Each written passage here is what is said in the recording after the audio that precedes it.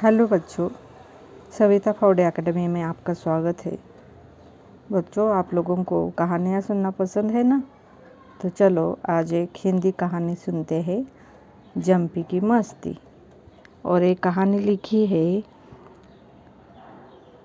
रानी जी ने, डाक के रानी।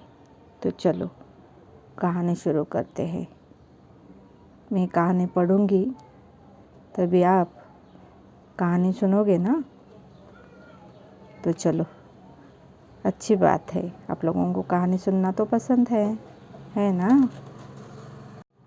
अपनी कहानी का नाम है जंपी की मस्ती। रुई सा सफ़ेद लाल आँखों वाला नन्हा सा खरगोश बहुत चंचल था। रंग रूप में सुंदर होने के कारण सबको उसकी शरारत बहुत भली लगती। उसकी माँ शीना हर वक्त उसे हिदायत देती रहती। इस बार स्कूल की तरफ से सारे बच्चे समुद्र देखने जा रहे थे। शीना बोली, चिनू, समुद्र बहुत बड़ा होता है। ये देखो, ये है शीनू। शीनू खरगोश।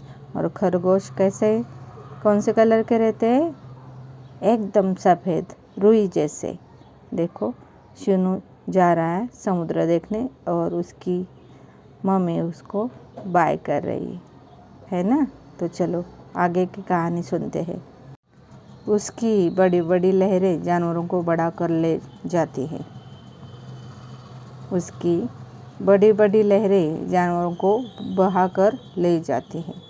मम्मी, आपने समुद्र देखा है पास से? उसने माँ से पूछा। नहीं, बस सुना है। आपने इतने बड़े होकर भी समुद्र नहीं देखा? कैसे देखती? कोई हमें वहाँ तक ले नहीं गया। अकेले समुद्र तक जाने में बहुत खतरा रहता है। सुना है उसके अंदर बहुत बड़े बड़े जानवर रहते हैं जो पास आने वाले पर हमला कर देते हैं। केवल समुद्र में ही नहीं, उसके तट पर भी कई सारे जानवर रहते हैं। तब तो तुम्हें वहाँ नहीं जाना चाहिए, माँ ने कहा। आप डरिए मत, वहाँ पर हमारी सुरक्षा के लिए कई सारे बड़े जानवर भी जा रहे हैं, चुनू बोला। मुझे डर लगता है, शीना बोली। आप बेकार में डर रही है, वहाँ तो ऐसा कुछ नहीं होगा। दूसरे दिन चीनू को सुबह सुबह समुद्र देखने जाना था, जबकि समुद्र वहाँ से बहुत दूर नहीं था। फिर भी शीना का परिवार कभी वहाँ तक जाने का साहस नहीं कर सका। चीनू को भी यह मौका स्कूल के कारण ही मिल रहा था। कड़ी सुरक्षा के साथ चीनू और उसके सहपाठी समुद्र के किनारे पहुँच गए। चीनू की खुशी का ठिकाना न था। समुद्र की ऊंची ऊंची लहरें देखकर वह बहुत खुश हुआ। समुद्र में तैरती छोटी मछलियाँ, केकड़े, जेलीफिश व अन्य जीव चीनू ने इतने पास से पहली बार देखे थे। तभी उसकी नज़र पानी में गोल गोल गोता लगाते जंपी ऊदबिलाव पर पड़ी। पानी में भीगा हुआ जंपी कभी पानी से गर्दन बाहर निकालता और फिर पानी में गोता लगा देता। सफ़ेद और सुंदर खरगोश को देखकर जंपी भी हैरान था। वह भी थोड़ी थोड़ी देर बाद उसे देखने के लिए गर्दन पानी से बाहर निकाल देता। आखिर वह सांस करके किनारे की तरफ आ गया। चीनू ने पूछा, तुम कौन हो? ये देखो, ये है जंपी ऊदबिलाव। मैं जंपी ऊदबिलाव हूँ। तुम कौन हो? मेरा नाम चीनू खरगोश है। तुम तो बहुत सुंदर हो, एकदम बर्फ की तरह सफ़ेद। तुम हमेशा पानी में ही रहते हो?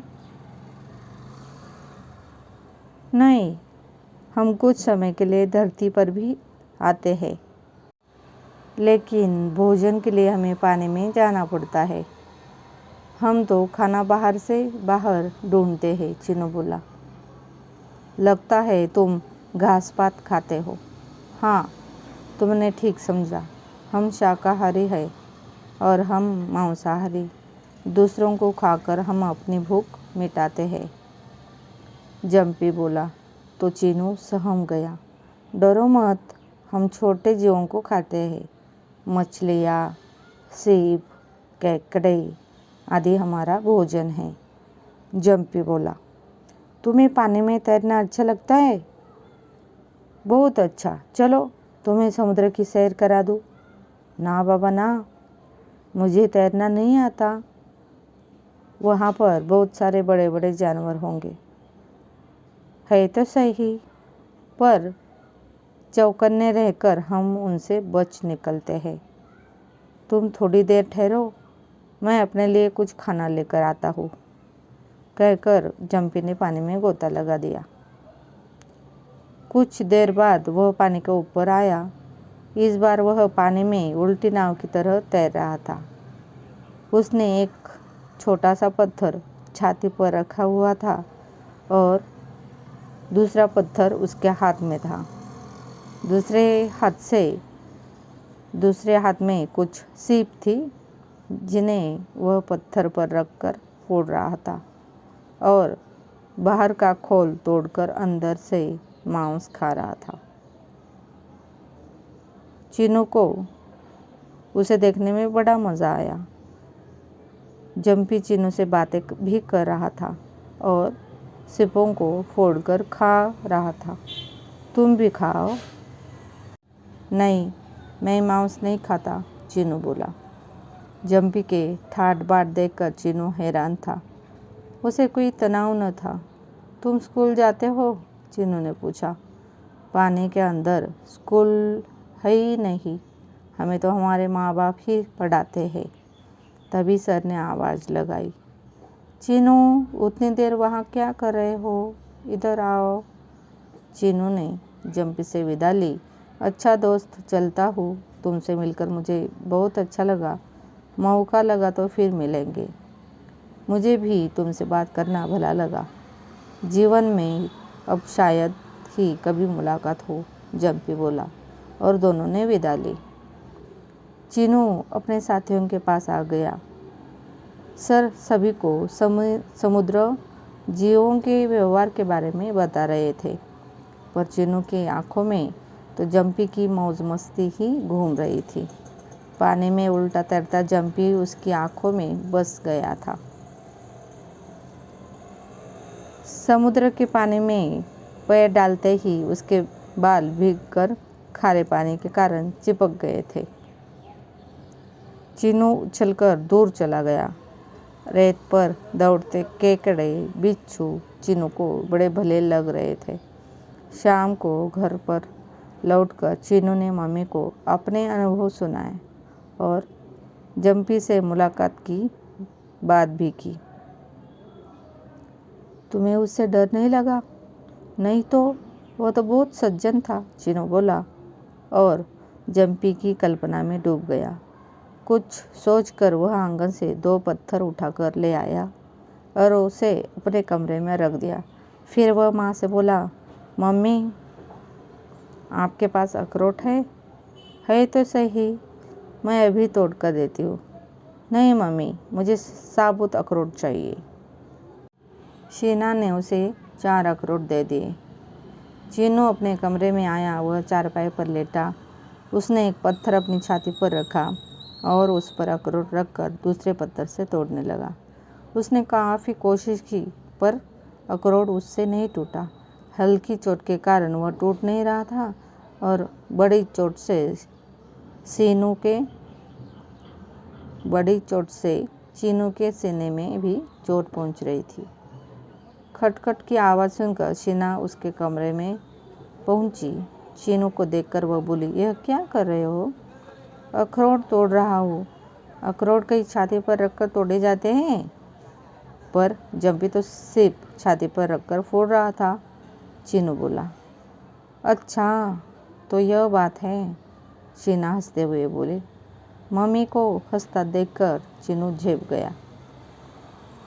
क्या कोई अखरोट टूट गया है? नहीं, मम्मी बोली। सीप में हल्की दरार होती है जो हल्की चोट से खुल जाती है। जंपी सब तुम्हें दिखाने के लिए नहीं कर रहा था, बल्कि उसकी मजबूरी है। सीप तोड़ने के लिए सख्त आधार चाहिए। भला पत्थर पानी में कैसे रखेगा? इसलिए उसने छाती पर रखकर उससे सीप फोड़े होंगे, शीना ने समझाया। सॉरी मम्मी, मैं समझा वो मस्ती दिखाने के लिए नहीं यह सब कर रहा था। तभी मैं उसकी नकल कर रहा था। मम्मी ने पत्थर उठाकर बाहर फेंक दिए और अखरोट फोड़कर चीनू को थमा दिए। चीनू की समझ में बात तो आ गई थी, पर जंपी की मस्ती उसे भूले नहीं भुलाई जा रही थी। तो बच्चों, कैसे लगी जंपी की मस्ती कहानी? अगर अच्छी लगी हो तो इस चैनल को सब्सक्राइब करना मत भूलना। फिर से मिलेंगे एक नई और अच्छी सी कहानी के साथ। तब तक बाय बाय।